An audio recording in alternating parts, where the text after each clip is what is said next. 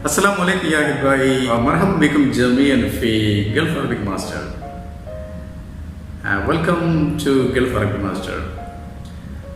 والله يعطيكم الصحة والعافية. وكيف حالكم؟ كيف أموركم؟ كيف صحتكم؟ كل تمام إن شاء الله. Hope you all are doing great إن شاء الله. So today in this session we are going to learn how we can introduce ourselves for an interview.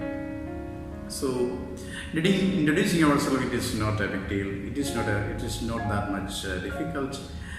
It is very easy that to introducing ourselves in Arabic. If you practice, it should be very easy. So for introducing ourselves, what we have to include? So you can tell about your name, and then you can tell about your age, and then also you can tell about where are you from, and what is your status, what is your qualification, and then how many years of experience that you have, and what is your domain. These are things you can include, and so you can explain about your project that you have done so far, and these are things you can include, and also you can talk about your family during the self-introduction, so which needs practice actually. So let us just now try to introduce ourselves in Arabic. So let me just introduce myself as an example. I'm just trying to introduce myself. اسمي عبد الوهاب، أنا من الهند، يعني من كيرلا، وعمري 35 سنة، وأنا مدرس اللغات العربية وأيضا مترجم معتمد الجمع العربي للمترجمين المحترفين. وعندي يعني 10 سنوات في مختلف المجالات، يعني مثلا في مجال الترجمة والطباعة، وأيضا في علاقات العامة، وأيضا في أعمال السكرتارية، يعني وأيضا في التعليم. وأيضا أنا خريج من جامعة كالكوت في كيرلا، في اللغة العربية، وفي اللغة العربية والترجمة. وأنا أيضا ماجستير باللغة العربية من جامعة كالكوت، يعني بحرم الجامعة.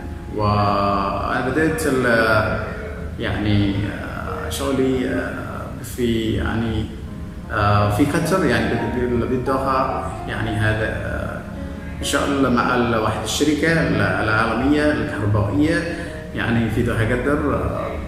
وأنا كنت يعني أشتغل مترجما، وأيضا علاقة يعني مندوب الشركة، ومنها تعلمت كيف أتعامل مع العرب وكل شيء هذا، وأنا حصلت الخبرة في الترجمة أيضا. وأيضا اشتغلت مع الشركات التكنولوجية، يعني في تريفانتروم، في تكنو بارك، كنت مترجم اللغات العربية، يعني localization expert. وبعدين أنا اشتغلت مع تومسون رويترز في بانغلور، يعني هذه شركة الصحفية وأيضا المالية.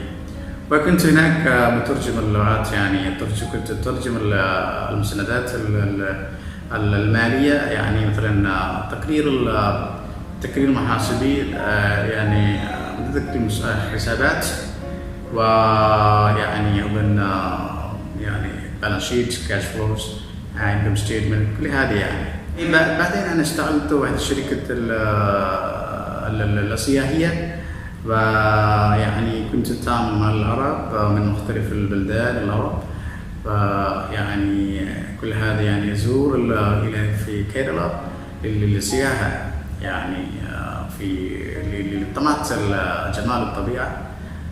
والحمد لله كل هذه أنا حصلت الخبرة يعني بتوفيق الله تعالى. ويعني وأيضا الحين أنا أشتغل مع واحد الشركة العالمية الهندية، في أجمان في يعني في دولة الإمارات. وأنا نشتغل مع المعهد الفيشن للغات في أجمان، وأيضا المعهد يعني ويشن أكاديمي في الشارقة. والحمد لله كل هذه الحين يعني أشتغل كل هذه بتوفيق الله تعالى، وأنا مبسوط جدا، وهذه بس التعارف بنفسي. وشكرا لكم لحسن استماعكم، وشكرا، جزاكم الله الخير، مع السلامة.